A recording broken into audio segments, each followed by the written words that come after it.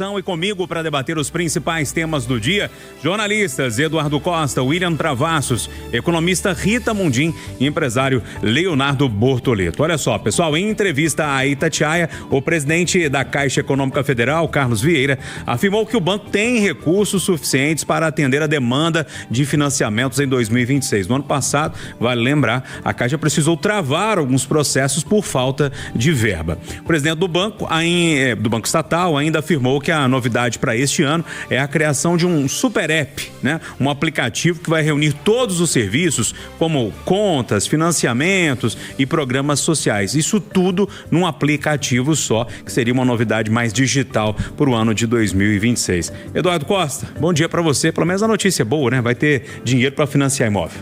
Bom dia para todo mundo. A Caixa faz diferença, cumpre sua missão social. Agora, Júlio, a Caixa é um dos lugares onde eu encontro as pessoas mais interessantes, mais legais no trato com o banco. Não sei se foi sorte minha, né? Nós que conhecemos o grande Jânio Daniel, que já está aposentado. Não faz muito tempo eu fiz um financiamento na Caixa de um imóvel e fui tão bem tratado que eu falei, eu vou fazer um movimento assim de conta aqui, quem sabe se eu trago o que tem no Itaú para cá e tal. Aí me animei por 10 dias, aí fui pagar uma conta, um boleto de R$10.500, falou que não podia. Eu liguei pro gerente e falei, amigo, não, o limite é 10 mil. Eu falei, mas como é que eu vivo nesse banco? Aí, mais recentemente, entrou um dinheirinho que não estava nos planos, eu falei, vou fazer um abatimento, amortizar no saldo devedor do financiamento, né? Aí botei o dinheiro para fazer lá, uma semana depois eu liguei para esse amigo, falei, o que está acontecendo? Ele falou assim, o sistema não aceitou, eu vou fazer manual para você. Diante dessas e outras, eu vendo esse presidente todo animado aí, falando que vai criar PP, eu falei, gente, para eu não ser, digamos, injusto com a Caixa, eu vou fazer uma pergunta aqui no Google. A Caixa é um banco atrasado? A resposta: a frase "a Caixa é um banco atrasado" reflete a percepção de muitos clientes sobre a Caixa Econômica Federal, referindo-se à lentidão nos processos, burocracia e dificuldades em liberar crédito. Então não sou eu só que acho, não. Resumindo, a Caixa está cheia de gente boa, mas um banco atrasado. E aí, Rita Mundim, bom dia para você, boa volta das férias. Presidente da Caixa afirmando que tem dinheiro lá esse ano para cumprir a demanda, hein? Bom dia. Bom dia, Júnior. Bom dia a todos. Obrigado aí pelo boa volta, mas o negócio não tá fácil não, viu, Júnior? Então vamos começar aí pela Caixa. Não existe almoço grátis e não existe milagre no sistema financeiro. Existe uma coisa chamada funding, ou seja, para que o banco repasse algum recurso, é preciso que ele capte esse recurso. Nós estamos vendo a morte da caderneta de poupança sufocada pelos juros da Selic e pela aplicação em outros produtos do sistema financeiro que tem uma rentabilidade muito superior à poupança. Então, o principal funding da Caixa para o sistema financeiro da habitação era a caderneta de poupança. Aí surgiram as LCIs, né? Letra do crédito imobiliário. E essas LCIs ficaram extremamente atrativas para o público em geral, que era uma outra forma de funding, de recursos para financiar o mercado imobiliário. Só que o governo, na sua saga arrecadatória, ele mudou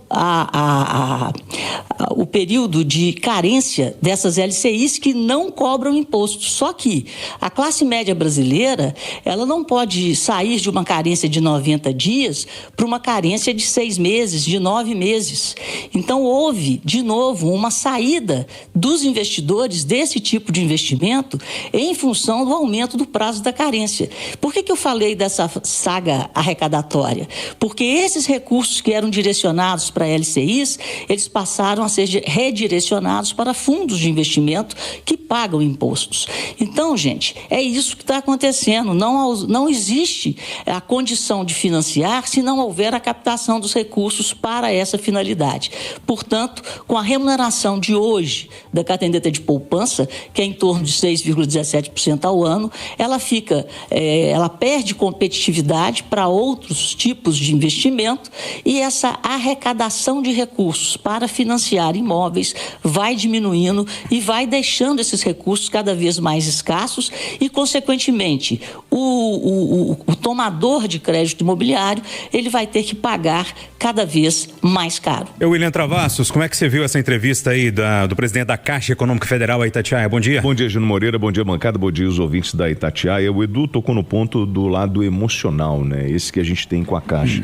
Eu comprei o meu primeiro apartamento de 2 quartos, pequenininho, no subúrbio do Rio de Janeiro, através da Caixa Econômica Federal. Então a gente tem um vínculo emocional com a Caixa, ela está presente na nossa vida há muitos anos. A Rita traz a parte técnica, né, das dificuldades do próprio mercado.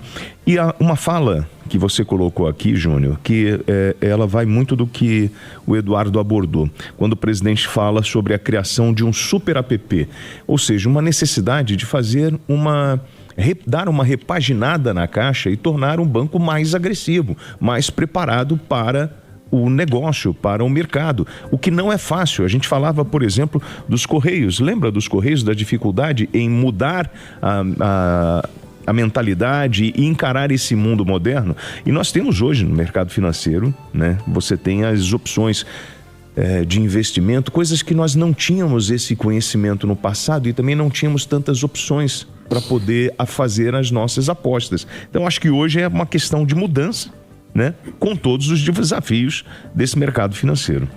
Ô Bortoleto, você é um homem da tecnologia também, o Eduardo está falando dessa questão do atraso ali em processos, burocracia e tudo. É lógico que um banco estatal é um pouco diferente de um banco da iniciativa privada, né? Porque alguns processos travam mesmo. Mas essa questão da tecnologia parece, pelo menos eles querem resolver, é que eu entendi, a partir desse super app aí. Bom dia para você. Bom dia, Júnior Moreira, bom dia aos amigos da bancada, bom dia a todos os ouvintes da Itatiaia. A questão tecnológica, a defasagem tecnológica da Caixa, Júnior, ela é histórica, ela não é realmente alguma coisa que eu também, infelizmente, não venho a crer que vamos resolver com o super app. Eu acho que o problema lá é problema também de processo, é de entendimento, do posicionamento do banco enquanto a sua finalidade e querer comparar este banco, que tem finalidade também social, a banco comercial.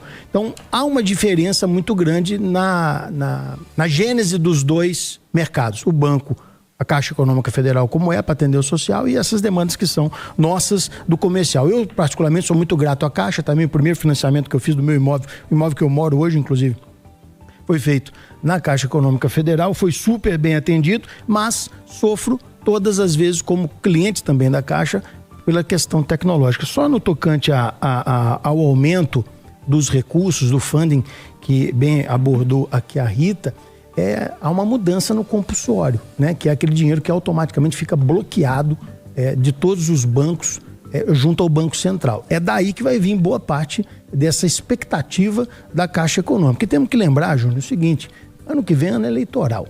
É bom botar dinheiro... Esse ano mesmo já, Bortolê? Desculpa. Você voltou de férias hoje, mas já estou lá em 2026. Desculpa, verdade. Esse ano é um ano eleitoral. É um ano onde a distribuição de recursos vai ter que ser melhorada até para dar um up na própria economia. Eu, nesse caso específico, eu que venho criticando muito a tomada de decisão do governo e a maneira com a qual eles têm incentivado a economia. Nesse caso aqui específico, por ser estrutural, por envolver imóvel, eu acredito que é muito boa a iniciativa. Espero que dê certo, faço o voto que dê certo. Ele traduzindo, você está dizendo que o governo vai injetar dinheiro em função da eleição para conseguir se manter no poder, é isso? Você falou da maneira mais prática e direta. Beleza. Mas tem um efeito positivo. Esse efeito positivo é que nós poderemos ter acesso a um recurso mais barato. E lá na frente a gente paga a conta. Lá, né? Sempre pagamos, né? Pessoal, é o seguinte, começa a valer já na próxima quinta-feira, dia 22, a proibição do uso de carroças em Belo Horizonte. Essa é uma das maiores polêmicas dos últimos tempos aqui na capital mineira. Em meio a tantas divergências, um carroceiro, Eduardo, ouvido pela Itatiaia, afirma que vai precisar catar latinha, papelão para continuar sustentando a família. Já a Prefeitura de Belo Horizonte afirmou em nota que faz uma transição responsável deste modelo de transporte para um modelo motorizado, dá cursos profissionalizantes, inclusive essa questão da carteira social também, para que essas pessoas possam tirar a carteira de motorista sem custos. Bom, a data chegou, Eduardo, a gente tem falado disso há muito tempo. E aí? Ô Júnior, esse projeto e esse processo são duas provas inequívocas da diferença entre a teoria e a prática e entre o discurso e a execução dos homens públicos. Eu preciso começar dizendo que eu sou da roça. E como tal, para cada 500 cavalos que existem, há uma pessoa má que maltrata um cavalo. Mas eu não concordo com esse discurso que os cavalos estão sofrendo, jornadas extenuantes, espancamentos. Eu não partilho disso, não. Eu acho que existem exceções. Mas nós estamos num tempo, Júnior, em que se uma mãe bate no filho, proíbe-se que toda mãe corrija o filho em qualquer lugar do mundo. Com palavras, inclusive. Não precisa nem bater. Então, eu já tenho dificuldades aí. Ah, mas os ativistas alegam que não combina com o ambiente urbano. Tá bom, aí eu aceito. Então vamos fazer uma lei? Vamos. Onde que é o lugar? Na Câmara Municipal. Fizeram uma lei para depois do ano 30, né? Para daqui uns 10 anos. Houve uma pressão, o prefeito anterior diminuiu o prazo e ficou para agora. Ô Júnior, se a prefeitura quiser, tô aqui, me chama lá que eu vou para provar o contrário. O que eu sinto hoje é que a prefeitura está com a conversa fiada, não apenas pelo carroceiro que falou hoje o expedito, mas por outros que têm vindo aqui. São cerca de 500. Eles, Júnior, alegam que não foram chamados hora nenhuma para nada. E porque nós temos a CNH social, agora olha a conversa, CNH social, sim. O triciclo motorizado, esse motorizado, o Lula falou no primeiro mandato dele que ia liberar para catadores e para carroceiros. Ô Júnior, eu queria que a prefeitura me dissesse quantos triciclos motorizados ela já entregou. Ô Júnior, me magoa profundamente que a Câmara Municipal, nesse processo, tenha se preocupado muito mais com os animais de 4 patas do que com os de 2. E me assusta saber que a prefeitura está no lero-lero, a coisa é para depois de amanhã, e providências efetivas eu nunca vi. O amigo já viu? Não. Então é o seguinte, ainda há tempo, prefeitura e Câmara, é quinta-feira. Não me façam o favor de deixar pais de famílias, gente como o Expedito, que começou na carroça aos 8 anos, tem 40, não sabe fazer outra coisa e tem 3 filhos para criar. Não ignore o sofrimento dos animais de 2 patas, porque esses estão sofrendo muito mais do que os de 4, viu? O sofrimento dos de 4 é na jornada extenuante. Dos de 2 patas é jornada extenuante, má remuneração e todo tipo de humilhação. A Prefeitura de Belo Horizonte está repetindo o governo federal numa demonstração clara e inequívoca que está me assustando nos últimos anos. Se preocupar muito mais com quem não trabalha do que com quem trabalha. Ô Bortoleto, o Eduardo está pedindo aqui uma extensão do prazo. Basicamente isso. Ou então ação imediata. Eu acho que é justo até o Eduardo pensar dessa forma, porque a gênese do projeto ela era de 10 anos, ou seja, foi feito em 2021 e ia passar a valer 2031. E antes que venham criticar, ou se eu estou defendendo muito prazo longo para colocar em prática, sim, eu defendo prazo longo para legislação que envolve cultura, que envolve procedimento de arrecadação da família. Então, se isso vai mudar, que seja num espaço longo. Eu não sei qual foi o motivo que fez com que a prefeitura fizesse antecipação para 5 anos, que está culminando agora em 2026, para poder acabar com isso. Mas, também, cabe ressaltar que catar latinha não é nada indigno. Vamos lembrar. E outra coisa, não está sendo avisado agora. Está sendo avisado desde 2021. Eu não estou aqui nem fazendo uma posição de defesa ou de crítica em cima disso, só que eu acho que nós temos um problema estrutural aqui com legislação que demora muito a entrar em prática. É que até ela entrar em prática, o poder público não faz absolutamente nada. Ou seja, nesses 5 anos, eram 10. Nesses 5 anos, se houvesse o preparo efetivo, a gente teria muito menos reclamação. Mas também não vou dar voz, me desculpe, a essa pessoa que disse que os catadores, os carroceiros não foram ouvidos. Existem pessoas que representam as entidades, elas estavam lá e participaram. Essa pessoa tem que saber se essa pessoa a representava ou não e ter reclamado naquele momento se achava que não estava sendo ouvido, na minha opinião. E aí, William Travassos, como é que você olha para essa situação? Polêmica há anos aqui, viu? Isso, e assim que eu cheguei, eu encontrei, eu estava gravando num Bota Fora e peguei o cara fazendo um descarte, né, de entulho. E ele falou para mim, eu ganho R$30, rodo 10 quilômetros. Tem uma parcela da população que usa esse serviço. Se coloca no lugar do cavalo, amigo, num perímetro urbano, no meio dos carros, o estresse emocional para esse bicho, a forma como ele é tratado. Vai ali na Tereza Cristina, onde a gente sempre bate naquela ocupação, lembra? Ali no Padre Eustáquio, que tem ali do lado do Rio Arrudas, em cima do Rio Arrudas, ali na beira do rio ali, vários cavalos que ficam largados ali, não tem uma concentração naquele ponto, que eu acho que é no Campo do Nacional ali, né? O antigo campo, enfim, naquele ponto. E aí eu fico pensando, a gente não tem que mudar isso, gente. Nós já evoluímos tanto. Agora, você achar que você vai dar um triciclo pro cara e que você vai dar uma habilitação pro sujeito e vai mudar a vida dele, jura, o dinheiro que ele ganha para fazer o transporte desse entulho não vai pagar o combustível, amiguinho. Então, assim, é hora da gente mudar esse... Quando começaram a mexer com isso, né? Por exemplo, na ilha de Paquetá, que falavam dos maus tratos, foi uma polêmica danada. Mas a gente já evoluiu, isso é coisa do passado. Vamos tocar em frente agora, precisa arrumar um jeito desse cara ganhar dinheiro. Agora, achar que vai dar um triciclo para ele, uma habilitação e achar que está resolvido o problema, não. E aí, Rita Mundim, bom dia. Conta aí tudo que você está achando sobre essa história aí. Olha, o William tocou na palavra-chave, evolução. Então, a carroça fazia parte da logística no início do século passado. E houve, né, uma urbanização cada vez maior, né, das cidades, com vias de alta velocidade. Então, existe até um risco para a própria atividade. O grande problema é a falta de planejamento para que haja essa mudança e que esses carroceiros que tiram o ganha-pão dessa atividade, eles tenham uma nova atividade. Então, esse planejamento deveria ter sido feito com mais transparência. E se foi feito dessa forma, dando saída, né, dando outras oportunidades, outras vias de ganho de vida para essas pessoas que tinham nessa atividade, a sua atividade principal, é necessário deixar isso bem claro. Mas uma coisa é certa, as coisas evoluem e não dá para uma cidade do porte de Belo Horizonte conviver com cavalos, né, e carroças na rua, pelo bem do cavalo, pela segurança das pessoas, tanto dos carroceiros quanto daqueles que usam as vias públicas da cidade. Portanto, o que está faltando nesse processo é a transparência da migração da atividade principal do carroceiro. E aí vem um problema estrutural do Brasil.